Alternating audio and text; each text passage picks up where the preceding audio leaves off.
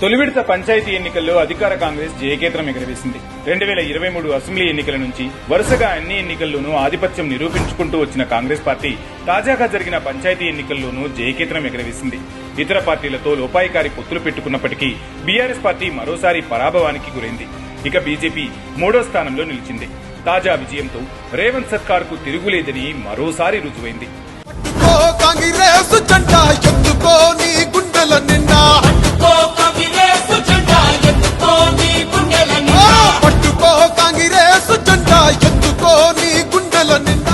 రాష్ట్రంలో తొలి విడతలో మొత్తం 4,236 పంచాయతీలకు నోటిఫికేషన్ ఇవ్వగా ఏకగ్రీవాలు మినహా 3,834 పంచాయతీలకు గురువారం పోలింగ్ జరిగింది.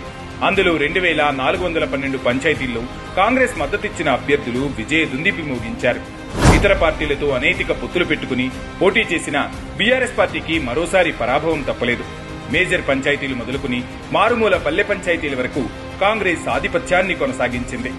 గ్రామ గ్రామంలో ఇంటింటికి సంక్షేమ పథకాలను అందించడమే కాకుండా ప్రతి గ్రామానికి రోడ్డు ఉండాలి, గుడి ఉండాలి, బడి ఉండాలి, తాగడానికి నీళ్ల ట్యాంక్ ఉండాలి, ప్రతి పేదవాడికి ఇందిరమ్మ ఇల్లు అందాలి, ప్రతి పేద అక్కకు చెల్లెకు ఈనాడు మనం పెడుతున్న సారే చీర ఆడబిడ్డలకు చేరాలి. పంచాయతీ ఎన్నికల్లో గెలిచేందుకు బీఆర్ఎస్ పార్టీ పలు ప్రయత్నాలు చేసింది.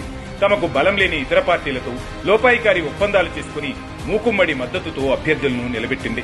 భారతీయ జనతా పార్టీకి అంతగా బలం లేని చోట ఆ పార్టీ కూడా బీఆర్ఎస్ కే ప్రచారం చేసింది. అయినా కాంగ్రెస్ గెలుపును ఎక్కడా అడ్డుకోలేకపోయింది. ఈ గెలుపు ద్వారా రేవంత్ సర్కార్ అమలు చేస్తున్న సంక్షేమ పథకాలకు, చేపడుతున్న అభివృద్ధి కార్యక్రమాలకు ప్రజానికం జైకొట్టారనేది మరోసారి రుజువైంది. కుట్రలకు ఓటర్లు మద్దతివ్వరని మరోసారి తేటతెల్లమైంది.